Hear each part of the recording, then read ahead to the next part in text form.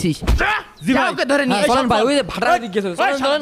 আকিব তোর পায়ে ধরি বাপ, তুই আমার ছেলের মতন, আমার বুকটা খালি করিস না বাপ।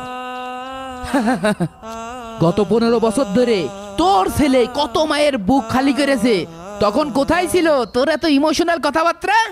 ভাই তোরা আমার মাফ করে দে ভাই।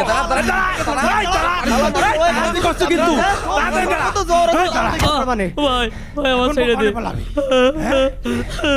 কি রে শালা, এখন তোর কোন বাপ বাঁচাবে? হ্যাঁ বাপ আমি তোর কত মানা করেছি, ও আমার কথা শোনে না, তুই আর মারিস নে বাপ।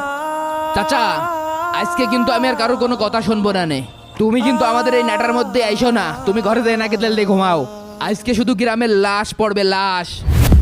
দেখ ভাই, আমরা তো সবাই এক এলাকায় থাকি, তোরা তো আমার ছোট ভাইয়ের মতো, আমার আজকে ছেড়ে দে ভাই তোরা। ছেড়ে তো তোকে